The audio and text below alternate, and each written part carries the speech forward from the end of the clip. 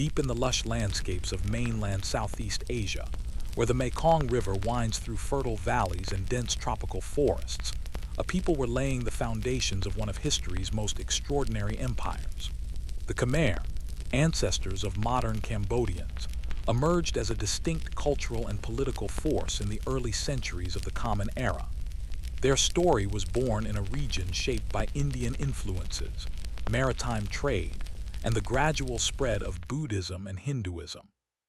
By the time the 9th century dawned, a remarkable leader would rise to unite scattered chiefdoms into a powerful kingdom that would dominate the region for centuries. His name was Jayavarman II, and his vision would become the cornerstone of what we now call the Khmer Empire. The story of Jayavarman II begins not in the grandeur of Angkor, but in a fragmented and unsettled land. Before his rise, the area we now think of as Cambodia was home to a series of competing polities, loosely influenced by larger neighbors like China and India. These early kingdoms, such as Funan and Chenla, were deeply tied to maritime trade routes that connected Southeast Asia with India and the wider Indian Ocean world. Merchants brought with them Hindu and Buddhist ideas, political models of kingship, and cultural practices that would shape Khmer civilization. Temples, Sanskrit inscriptions, and early architecture revealed how much these influences became intertwined with indigenous beliefs in spirits, ancestor worship, and the powerful relationship between rulers and the land itself. Jayavarman II's great achievement was to unite these divided territories under his leadership. Sometime around the year 802 CE, he declared himself Chakravartin, a universal monarch, at a ritual ceremony held on Phnom Kulen, a mountain northeast of modern Siem Reap. This moment is considered the symbolic founding of the Khmer Empire. By proclaiming himself a god-king, Jayavarman was not simply asserting political power. He was embedding himself into the cosmic order, aligning his rule with the divine, and ensuring legitimacy through religion as well as conquest. From this point forward, Khmer kingship would always intertwine spiritual authority with political might, and temples would rise not only as places of worship, but as monuments to royal power. The consolidation of power was not a simple task. The Khmer heartland was a patchwork of rice-growing villages and smaller chieftaincies, each with its own loyalties and traditions. Jayavarman II and his successors established a centralized system that demanded tribute, labor, and loyalty from these regions, integrating them into the greater fabric of the empire. Over the next century, Khmer kings extended their authority across much of modern Cambodia, southern Vietnam, Laos, and parts of Thailand. Warfare, diplomacy, and monumental construction became the tools of statecraft, demonstrating both dominance and divine favor. A defining feature of the Khmer Empire was its mastery of water. The monsoon rains of Southeast Asia were both a blessing and a curse, life-giving when properly harnessed, but devastating when uncontrolled. The Khmers became engineers of extraordinary skill, constructing massive reservoirs known as barrays and an intricate system of canals. These not only irrigated rice fields, allowing multiple harvests per year, but also helped control floods and supported urban populations. Angkor, which would later become the empire's capital and most enduring symbol, was built around these hydraulic marvels. The ability to feed hundreds of thousands of people created the surplus necessary for great armies, monumental temples, and a thriving culture that would astonish travelers for generations. Religion formed the ideological backbone of the empire.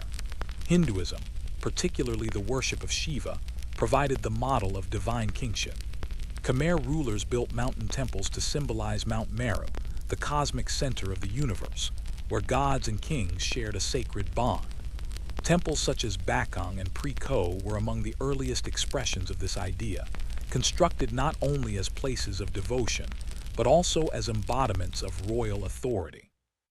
Each new king sought to outdo his predecessor with grander temples, higher towers, and more elaborate carvings, leaving behind a landscape dotted with stone monuments that stood as both political statements and spiritual offerings. As the Khmer Empire grew, so too did its interactions with neighboring powers. To the east lay Champa, a maritime kingdom in present-day Vietnam, with whom the Khmers would share centuries of rivalry, warfare, and occasional alliances. To the west, the rising states of what is now Thailand and Burma observed the growing might of Angkor with both admiration and apprehension. Yet in its early centuries, the Khmer Empire's dominance seemed unshakable. Its armies extended influence deep into the Mekong Delta, controlling vital trade routes and securing access to resources. Its culture flourished, blending Indian traditions with local innovations to create something uniquely Khmer: intricate stone carvings depicting gods, demons, and celestial dancers, inscriptions that chronicled conquests and offerings, and architectural forms that would inspire awe across Asia. Life in the empire was not only about kings and temples.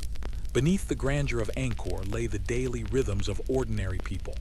Farmers worked tirelessly in rice fields nourished by the empire's hydraulic systems, producing the grain that sustained both cities and armies. Craftsmen shaped stone, bronze, and wood into tools, weapons, and artworks that adorned temples and palaces. Merchants traveled along canals and roads, exchanging goods with distant lands, silk and ceramics from China, spices and textiles from India, and perhaps even influences from as far as the Middle East. At village shrines, people continued to honor ancestral spirits and local deities, showing how deeply rooted traditions blended with the more formal religions of the court. The grandeur of the Khmer court reflected the wealth extracted from this agricultural abundance. Kings and nobles commanded armies of laborers who built temples, dug canals, and sculpted monuments. These massive works were not just displays of power, but also ways of binding communities together in shared projects. A sense of awe and obligation permeated society, as the king was seen not merely as a political leader, but as the earthly representative of divine order. Festivals, rituals, and ceremonies reinforced this cosmic balance, reminding all subjects of their place in the great harmony between gods, king, and people. Jayavarman II's successors continued to build on his foundation, expanding the empire's reach and refining its institutions. By the 10th century, Angkor had become a true urban center, one of the largest cities in the world at its height, with a population possibly exceeding 500,000. Its streets, canals, and temples formed a vast complex that amazed all who saw it. For centuries, Angkor would stand as the beating heart of the Khmer Empire, a place where politics, religion, and culture converged in an extraordinary experiment in civilization. Yet even in these early years, the seeds of future struggles were being planted. The dependence on complex water systems required constant maintenance, and any failure in these systems could spell disaster for crops and populations. The emphasis on monumental construction placed immense demands on labor and resources, occasionally straining the balance between the court and local communities. The reliance on divine kingship meant that periods of weak leadership or contested succession could quickly lead to instability. But for the time being, the Khmer Empire seemed destined for greatness, rising higher with each new ruler and each new temple. As the 9th century closed and the 10th century began, the Khmer Empire had firmly established itself as the dominant power of mainland Southeast Asia. From the jungles of Cambodia to the shores of the South China Sea, its influence spread in stone, ritual, and conquest. What began as the vision of a single king had blossomed into a civilization of immense ambition and achievement. The story of its rise is a tale of ingenuity, faith, and determination. But as with all great empires, its eventual decline was already faintly written in the challenges that lay ahead. And so begins the saga of the Khmer Empire, a journey from unification under Jayavarman II to the heights of Angkor's splendor, and ultimately to the mysterious fall of the 15th century that left the world with one of its most haunting ruins. By the dawn of the 10th century, the Khmer Empire had grown from its fragmented beginnings into a kingdom of power and promise. Yet the empire was still in its formative stage, and its capital shifted often as rulers sought to assert their legitimacy through new temples, new cities, and new centers of control. What would soon emerge, however, was one of the greatest urban and architectural marvels of the medieval world, Angkor. The rise of Angkor marked not only the consolidation of Khmer authority, but also the flowering of its culture, religion, and engineering genius. Angkor was more than a city. It was a statement of power, an embodiment of the Khmer belief that the king was the axis between heaven and earth. Each king sought to construct not merely a residence but a cosmic center, a sacred geography that aligned earthly order with divine law. By building temples in the likeness of Mount Meru, the mythical home of the Hindu gods, Khmer kings elevated their rule into the realm of the eternal. From its earliest foundations, Angkor was destined to be both a capital and a holy land, a place where stone, water, and faith merged into an inseparable whole. The early rulers of Angkor, such as Yasovarman I, began this project with ambition and foresight. Yasovarman established the city of Yasadharapura near present-day Angkor, anchoring it with a central temple, Phnom Bakheng, built upon a hill. This was not merely a defensive position but a symbolic act. The mountain temple crowned the city, a man-made Mount Meru rising above the surrounding plains. From this vantage, the king literally and spiritually looked down upon his domain. Temples and shrines spread outward, each reinforcing the bond between king, gods, and people. Equally important were the great barrays, or reservoirs, that defined Angkor's landscape. These massive bodies of water were feats of engineering unparalleled in the medieval world. The East Barray, built under Yasovarman, stretched over 7 kilometers long and nearly 2 kilometers wide. It was not simply a reservoir for irrigation, but a symbolic ocean, encircling the sacred mountain temple as if it were the cosmic sea around Mount Meru. The genius of the Khmer water system lay in its dual function: practical sustenance for the population and spiritual validation of kingship. Every harvest that filled the granaries, every temple that glittered in the sun, and every festival that lit the city at night was made possible by this mastery over water. The following centuries witnessed the relentless expansion of Angkor's urban and spiritual heart. Kings like Rajendravarman II and Suryavarman I extended Khmer power across Southeast Asia, launching campaigns against neighboring kingdoms such as Champa, and expanding trade networks that linked Angkor to distant lands. The wealth of conquest and commerce flowed into the capital, funding ever more ambitious temples. Pre-Rup, Bafuan, and other monumental constructions rose in succession, each larger and more elaborate than the last. These temples were not only places of worship but royal mausoleums, embedding the king's memory in stone for eternity. The climax of Angkor's rise came in the 12th century under Suryavarman II. His reign was marked by military expansion, administrative reform, and above all, the creation of the most iconic of Khmer monuments, Angkor Wat. Built in the early decades of his rule, Angkor Wat was unlike anything the world had seen before. Dedicated to Vishnu, it was at once a temple, a mausoleum, and a cosmic diagram.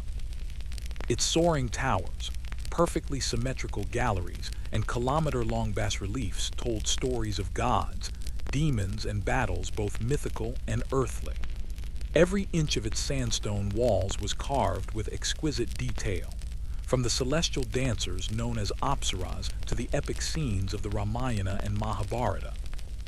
The construction of Angkor Wat required an enormous mobilization of labor and resources. Tens of thousands of workers, artisans, stonecutters, masons, and slaves labored for decades, quarrying stone from mountains, transporting it across rivers, and assembling it with astonishing precision. The sheer scale of the temple, covering over 160 hectares, dwarfed anything in Europe at the time and remains the largest religious monument in the world today. For the Khmer, Angkor Wat was proof of their divine mandate, a vision of cosmic order made manifest on Earth.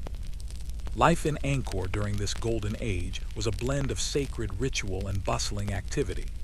The city sprawled across hundreds of square kilometers, with temples, markets, homes, and farms interconnected by canals and roads.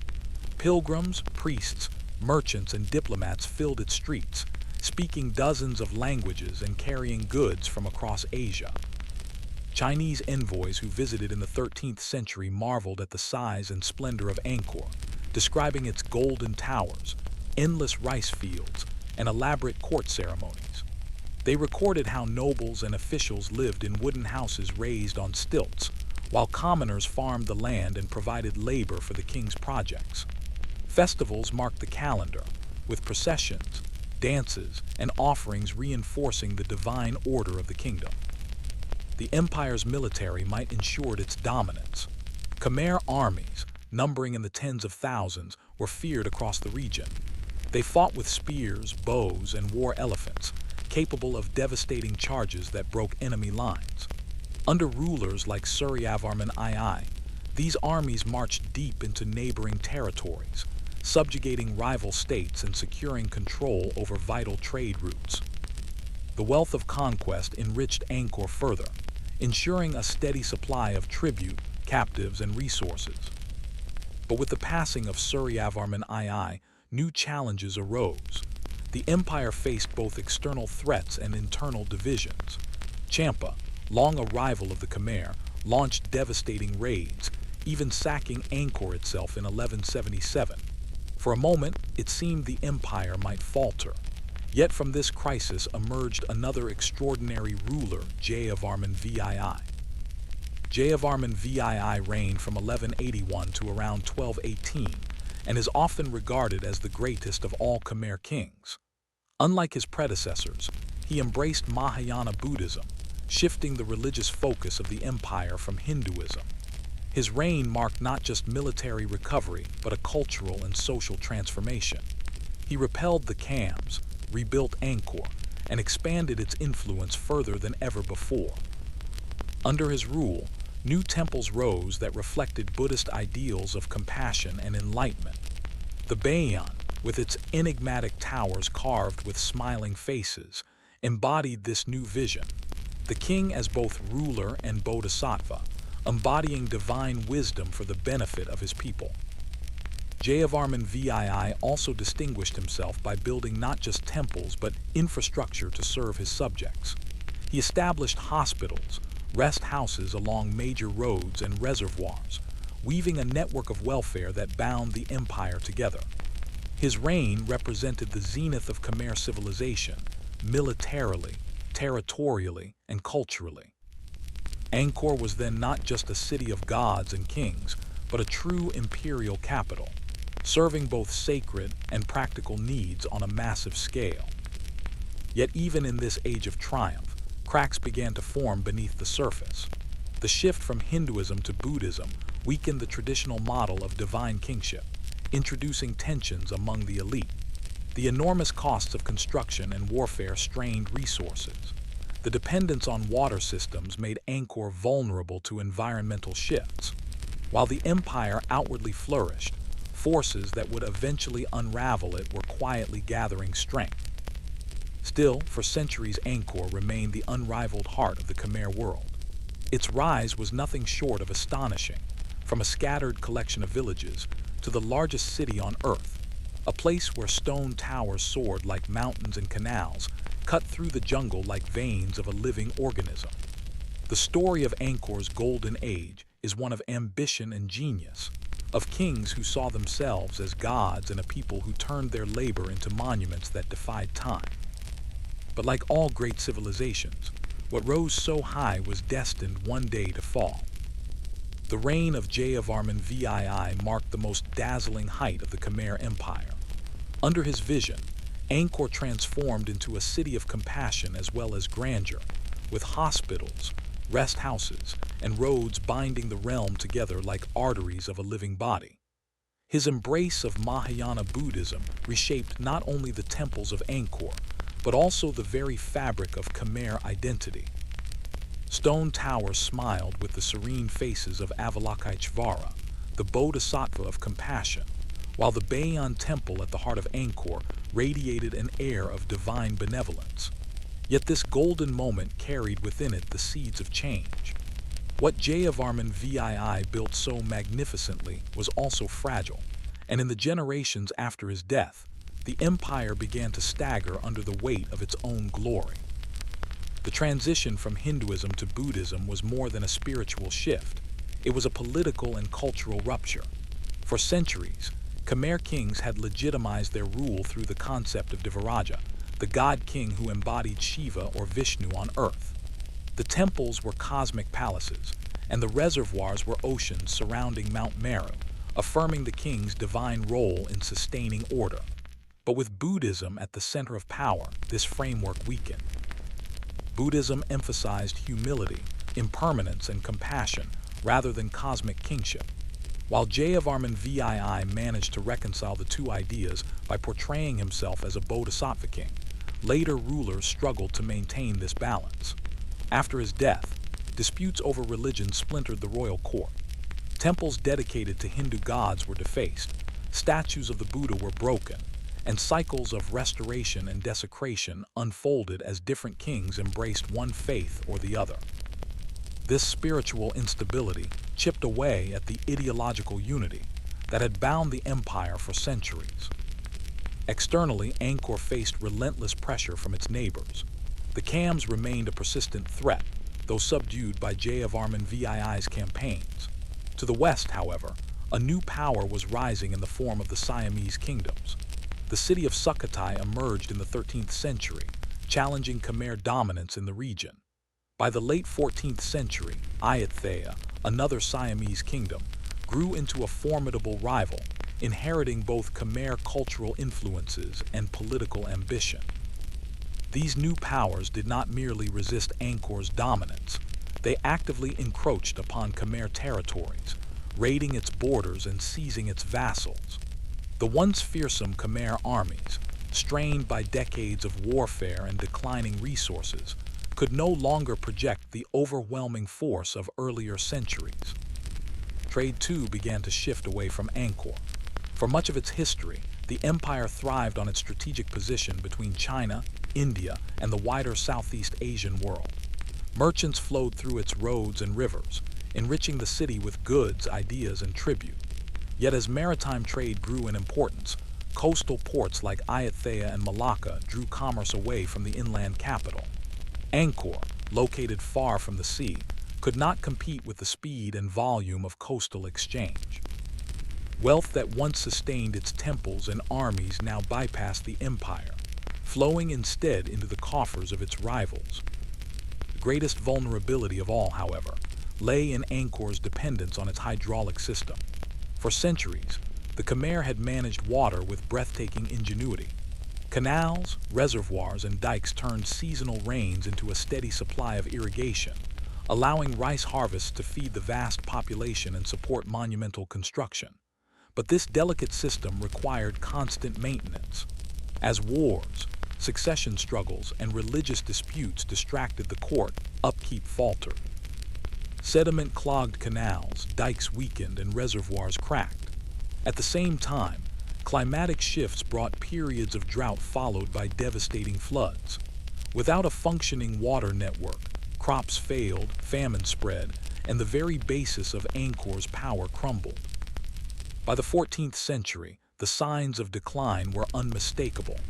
Royal inscriptions became fewer, temple construction slowed, and the grandeur of Angkor was increasingly confined to memory rather than reality. Travelers from China noted the fading vitality of the once mighty city. Zhou Daguan, a Chinese envoy who visited in the late 13th century, described both the splendor of Angkor and its strange contradictions. A city of immense temples, but also one where ordinary people lived modestly, tethered to the rhythms of the land. His accounts suggest a society stretched thin between its monumental past and its fragile present. the cultural fabric of the empire also began to fray. As Buddhist and Hindu factions vied for dominance, temples were abandoned, statues mutilated, and sacred spaces desecrated. The Bayon, once a shining emblem of Jayavarman VII's vision, was partially defaced by successors who rejected Buddhism. Angkor Wat, originally dedicated to Vishnu, was repurposed and restored by rulers of different faiths, a testament to both continuity and instability. The very stones of Angkor bore the scars of these struggles, silent witnesses to an empire in turmoil. Meanwhile, Ayutthaya grew bolder. Its armies raided Khmer territory repeatedly, testing the defenses of Angkor. In 1353, Ayutthayan forces briefly occupied Angkor, signaling a shift in regional dominance. Though the Khmer recaptured their capital, the humiliation underscored their vulnerability. Over the following decades, the Siamese pressed harder, capturing more land and weakening Khmer authority. The once mighty empire that had stretched across much of mainland Southeast Asia was reduced to defending its own heartland. Despite these challenges, Angkor did not collapse overnight. The city continued to function, its temples still active, its population still resilient. Farmers tilled the land, priests conducted rituals, and kings clung to their authority. But the vibrancy of earlier centuries was gone. Where once thousands labored to build towering monuments, now only small-scale works were undertaken. Where once kings commanded vast armies, now they relied on desperate defenses against encroaching enemies. The slow decline of Angkor was a process of erosion rather than catastrophe, a gradual unraveling of the threads that had bound together a civilization. By the 15th century, the Khmer Empire had become a shadow of its former self. The Siamese continued their assaults, culminating in a decisive invasion in 1431. Ayutthayan forces besieged Angkor, breaching its defenses and plundering its treasures. The once proud capital, filled with golden towers and sacred reservoirs, was left in ruins. Survivors fled, and the royal court relocated southward, eventually establishing a new capital closer to the Mekong and the coast. Angkor was never fully abandoned. Monks and villagers continued to live among its ruins, and temples like Angkor Wat remained active places of worship. But its time as the center of an empire had ended.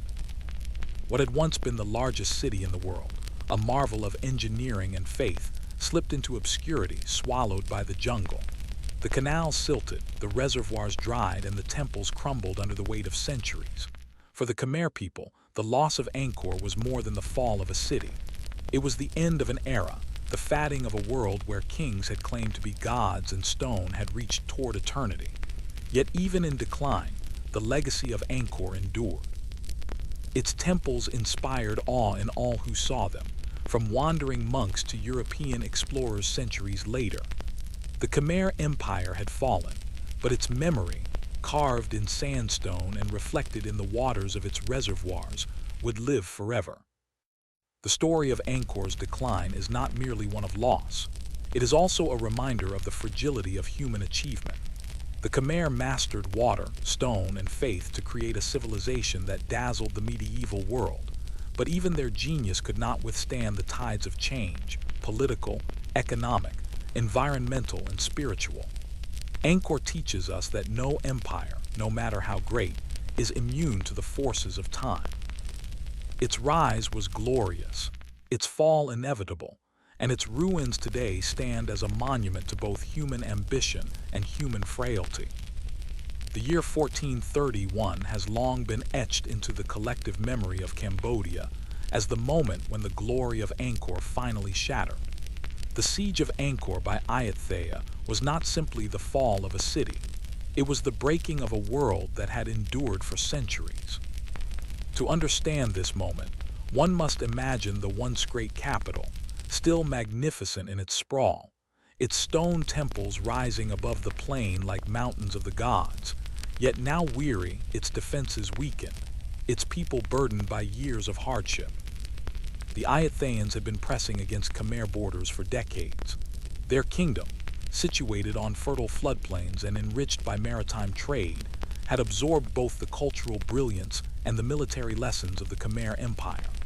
They adopted elements of Khmer architecture, language, and administration, but they were also determined to assert their dominance. By the early 15th century, Ayutthaya was no longer a rising power but a mature, aggressive kingdom bent on expansion. Angkor, once the teacher, now found itself the student's prey. The siege was brutal. Ayutthayan armies, disciplined and determined, encircled Angkor, cutting off supplies and routes of escape. For the people inside, famine gnawed, morale faltered, and the once revered reservoirs, long symbols of Khmer ingenuity, had become unreliable. Years of neglect and environmental shifts had weakened the hydraulic system, leaving the city vulnerable even to nature's whims. Rice fields around the capital, once watered with precision, now yielded poorly. As the siege tightened, starvation took hold. Within the city, the grandeur of the temples contrasted bitterly with the suffering of the people. Angkor Wat still gleamed in the sunlight, its towers reaching skyward as if in defiance of human despair. Monks chanted prayers in its galleries, incense smoke rising into the humid air, but outside the temple precincts, families huddled in hunger, soldiers grew restless, and whispers of surrender spread. The king, Panhia Yat, faced an impossible choice: defend the sacred city to the last man or preserve his dynasty by retreating. The Ayutthayans eventually breached the defenses. Chronicles and oral traditions recount how the city was looted, its treasures carried off, its sacred spaces violated. The conquerors dismantled statues, stripped gold from temple walls, and carried away artisans and dancers to Ayutthaya. Entire communities were uprooted, absorbed into the Siamese realm as both captives and symbols of conquest. Angkor, which had once projected power outward across Southeast Asia, was now itself plundered. Yet this was not merely a military defeat, it was a spiritual one. The Khmer people had long seen their kings as divine or semi-divine, protectors who maintained harmony between heaven and earth. The fall of Angkor shattered this belief. If the god-king could not defend the sacred capital, what did it mean for the cosmic order? The fall destabilized the ideological foundations of Khmer rule, leaving the dynasty shaken even as it sought survival elsewhere. After the sack, Panhia Yat abandoned Angkor and relocated the royal court southward, closer to the Mekong River. The move was strategic. The Mekong Basin provided fertile land, access to riverine trade, and a defensible position against Siamese incursions. But the relocation also symbolized an irreversible break. Angkor, the beating heart of Khmer civilization for more than 6 centuries, was no longer the center of power. The jungle began to reclaim the city, vines curling around the stones, roots splitting through temple walls, and reservoirs drying into silent basins. For those left behind, Angkor was transformed from a living capital into a sacred memory. Monks remained at Angkor Wat, ensuring that worship continued even as the political elite departed. Villagers lived among the ruins, tending small fields in the shadow of towering temples. The city did not vanish overnight, but rather slowly faded into legend, its vastness outstripping the needs and means of those who remained. To the Khmer, the memory of Angkor was both a source of pride and a haunting reminder of what had been lost. The fall also reshaped the region's balance of power. Ayutthaya emerged from the conquest emboldened, its prestige enhanced by its victory over the once dominant Khmer. The kingdom integrated Khmer culture deeply into its own, even as it projected power across mainland Southeast Asia. Meanwhile, the Khmer court's relocation marked the beginning of a new phase in Cambodian history, one characterized by survival rather than domination. The Khmer people adapted, their culture enduring through resilience rather than conquest. For centuries afterward, the ruins of Angkor stood as silent witnesses to the empire's former greatness. When Europeans first encountered them in the 16th and 17th centuries, they were astonished, unable to believe that such monumental works could have been created by the ancestors of the people they encountered. To Cambodians, however, Angkor was never forgotten. Legends spoke of kings and gods, of victories and defeats, of a time when the Khmer had ruled the world. The siege of 1431 was thus both an end and a beginning. It marked the definitive collapse of Angkor as a political capital, but it also ensured that Khmer culture would endure in new forms. The move to the Mekong allowed the Khmer to survive in a changing world, even if they never again reached the heights of Angkorian glory. The temples, meanwhile, became timeless monuments, bridges between past and present, reminders that though kingdoms may fall, their stories endure. The fall of Angkor was not caused by a single event, but by a convergence of forces: environmental decline, shifting trade, internal divisions, and external invasion. The siege of 1431 was simply the final blow to a system already weakened. Yet it is this moment, dramatic and tragic, that has come to symbolize the end of the Khmer Empire. The image of Ayathayan soldiers storming the city, of monks carrying sacred texts into exile, of families abandoning their homes, resonates as the climax of centuries of history. And so Angkor passed from power into memory. Its ruins, reclaimed by nature, became symbols of both human ambition and impermanence. The siege had broken its body, but its spirit lived on, carried in the stories of its people and the enduring stones of its temples. To stand today before Angkor Wat, reflected in the still waters of its moat, is to stand at the crossroads of that story, a testament to what once was, and a reminder of how fragile even the greatest empires can be. The year 1431 has long been etched into the collective memory of Cambodia as the moment when the glory of Angkor finally shattered. The siege of Angkor by Ayutthaya was not simply the fall of a city. It was the breaking of a world that had endured for centuries. To understand this moment, one must imagine the once great capital, still magnificent in its sprawl, its stone temples rising above the plain like mountains of the gods, yet now weary, its defenses weakened, its people burdened by years of hardship. The Ayuthayans had been pressing against Khmer borders for decades. Their kingdom, situated on fertile floodplains and enriched by maritime trade, had absorbed both the cultural brilliance and the military lessons of the Khmer Empire. They adopted elements of Khmer architecture, language, and administration, but they were also determined to assert their dominance. By the early 15th century, Ayutthaya was no longer a rising power but a mature, aggressive kingdom bent on expansion. Angkor, once the teacher, now found itself the student's prey. The siege was brutal. Ayutthayan armies, disciplined and determined, encircled Angkor, cutting off supplies and routes of escape. For the people inside, famine gnawed, morale faltered, and the once revered reservoirs, long symbols of Khmer ingenuity, had become unreliable. Years of neglect and environmental shifts had weakened the hydraulic system, leaving the city vulnerable even to nature's whims. Rice fields around the capital, once watered with precision, now yielded poorly. As the siege tightened, starvation took hold. Within the city, the grandeur of the temples contrasted bitterly with the suffering of the people. Angkor Wat still gleamed in the sunlight, its towers reaching skyward as if in defiance of human despair. Monks chanted prayers in its galleries, incense smoke rising into the humid air, but outside the temple precincts, families huddled in hunger, soldiers grew restless, and whispers of surrender spread. The king, Panhia Yat, faced an impossible choice: defend the sacred city to the last man or preserve his dynasty by retreating. The Ayuthayans eventually breached the defenses.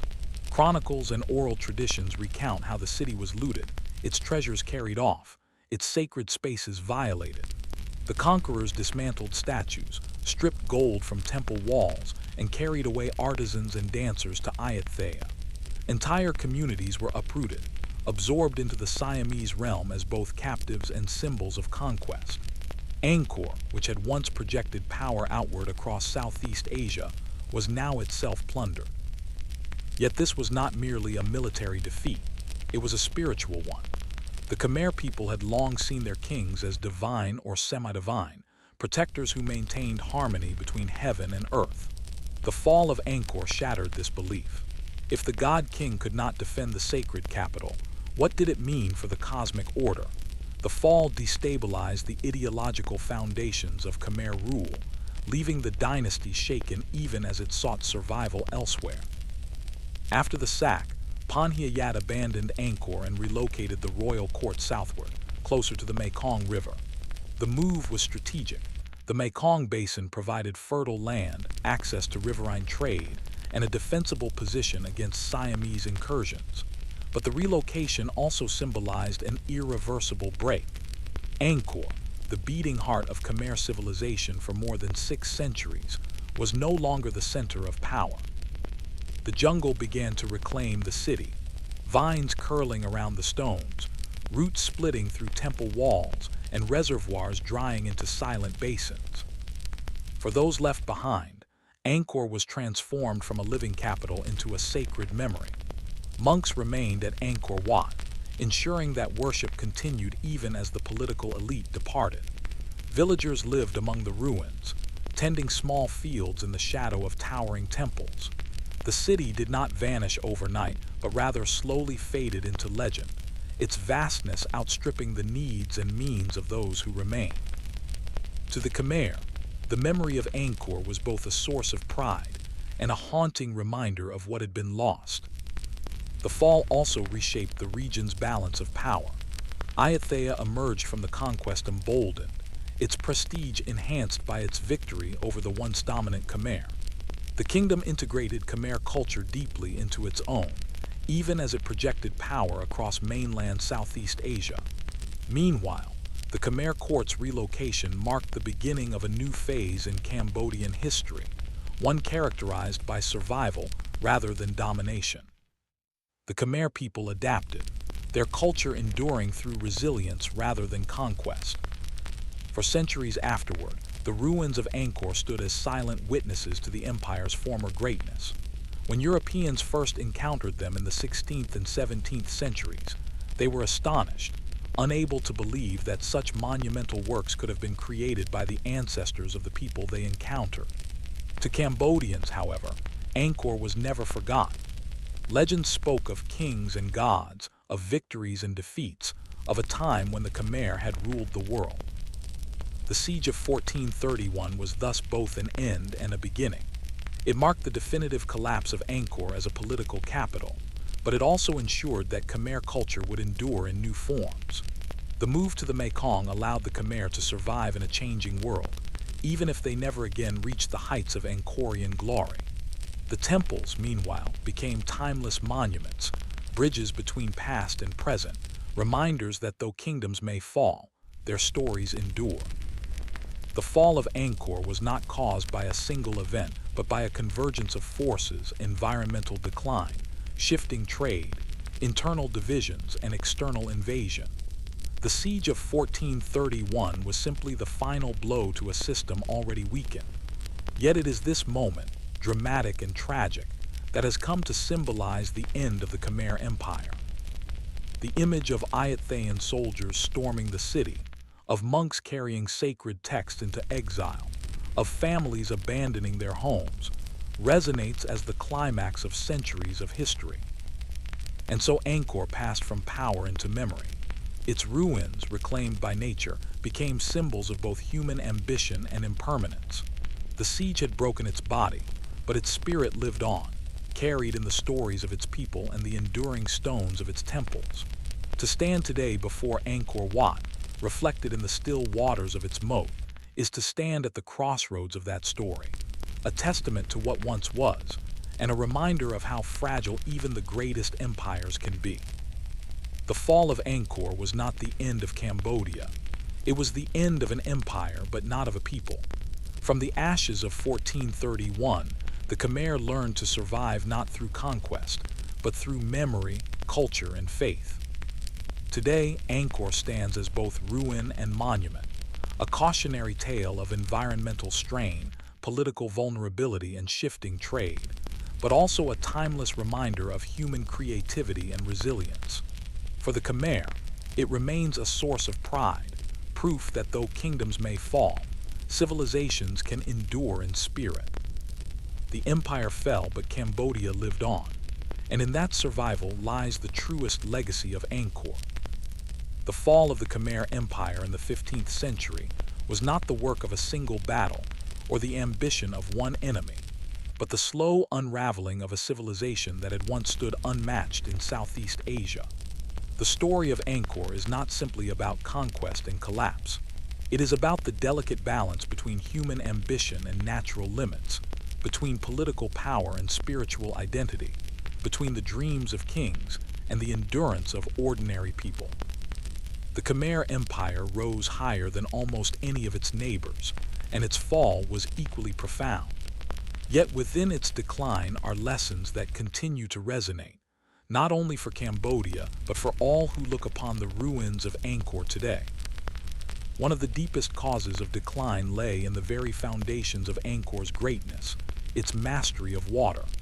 The hydraulic city, with its vast reservoirs and canals, had sustained populations, supported armies, and enabled monumental construction. But by the 14th century, this lifeline began to fail. Climate change brought alternating cycles of drought and flood that strained the system.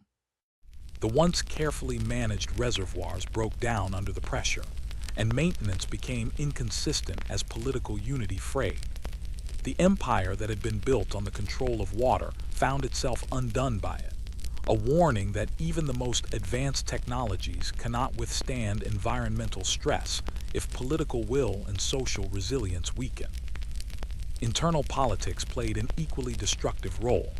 The Khmer kings of the later Angkorian period faced endless succession struggles, rebellions, and rivalries among nobles. The god-king ideal that had once unified the realm under divine legitimacy weakened as the Theravada Buddhism spread, shifting religious emphasis away from the cult of rulers. Without the same aura of sacred kingship, monarchs struggled to command loyalty and mobilize the population for large projects. Temples grew smaller, inscriptions fewer, and the grandeur of the empire gave way to the pragmatism of survival. This loss of unity made Angkor vulnerable to external threats, most notably the rise of Ayutthaya. Ayutthaya's growing power was not simply military. It represented a new model of statecraft, one that thrived on maritime trade and flexible diplomacy, while Angkor clung to its inland agrarian model for too long. The Siamese kingdom adapted to the new realities of the 15th century. The Khmer lagged behind. When Ayutthayan armies finally marched into Angkor in 1431, the city was already hollowed out by decades of decline. The sack was dramatic, but in truth, the empire had been weakening for years. Yet the fall of Angkor was not the end of the Khmer people, nor was it the end of their cultural influence. In fact, one of the most remarkable aspects of Cambodia's history is the endurance of Khmer identity in the centuries after empire. Unlike many conquered peoples, the Khmer preserved their language, their traditions, and their religion. The spread of the Theravada Buddhism provided a unifying moral framework that did not depend on empire but on community. Monks became custodians of knowledge and culture, ensuring that even as kings fell, the spirit of the Khmer remained intact. The physical ruins of Angkor themselves also played a role in sustaining identity. For centuries after the royal court moved south, Angkor Wat and other temples continued to be revered as sacred sites. Villagers farmed in their shadows, monks prayed in their sanctuaries, and generations of Cambodians grew up surrounded by the silent testimony of stone. Angkor did not vanish from memory. It became myth, symbol, and inspiration. The stones told the people that they had once built wonders, and that their heritage remained theirs, even if political power had passed. The lessons of Angkor are many. On one level, it is a story of environmental limits. The Khmer engineers created one of the most sophisticated water management systems in the medieval world, yet even they could not fully master the shifting climate of monsoons. The decline of Angkor reminds us that human civilizations, no matter how advanced, are vulnerable to changes in the natural world. Sustainability depends not only on technological brilliance, but also on social resilience and adaptability. On another level, It is a story of political fragility. Angkor's system depended heavily on the authority of kings who could command vast resources and mobilize thousands of laborers. Once that authority weakened, the system collapsed. No empire, however glorious, can endure if it fails to renew its legitimacy and adapt its institutions. In this way, the Khmer Empire teaches a lesson common to many fallen civilizations. The grandeur of monuments is no guarantee of stability. Yet perhaps the most important lesson lies not in the fall but in what came after. Cambodia did not vanish when Angkor fell. It shrank, it suffered. It endured invasions and foreign domination, but it survived. Its survival was rooted in culture rather than empire. The Khmer did not need massive stone temples to remember who they were. They carried their identity in language, in faith, in rituals, and in stories. This endurance is why, centuries later, Cambodia still stands, and Angkor is celebrated not only as a ruin, but as a living symbol of national pride. When European explorers and missionaries encountered Angkor in later centuries, they marveled at what they thought was a lost city. To them, it was like discovering another Rome or Athens hidden in the jungles of Asia. But for the Khmer, Angkor had never been lost. It had always been present in memory, in practice, in reverence. The European rediscovery gave Angkor global fame, but the true guardians of Angkor were the Khmer people themselves, who never allowed it to disappear from their consciousness. In the modern era, Angkor has come to represent more than just Cambodia's past. It is a global heritage site, a reminder of the creativity and ambition of humanity, and a symbol of resilience in the face of loss. For Cambodians, it embodies both pride and sorrow, pride in the greatness of their ancestors, sorrow for the empire that fell. Yet it also carries a deeper message, that civilizations are more than their monuments. Stones may crumble, dynasties may fall, but culture can endure. The Khmer Empire's rise and fall is one of history's great epics, a tale of ambition, triumph, decline, and survival. It reminds us that power is fleeting, but memory endures. It warns of the dangers of environmental neglect and political complacency, while also offering hope in the resilience of identity. Angkor may have fallen in the 15th century, but in another sense, it never truly fell.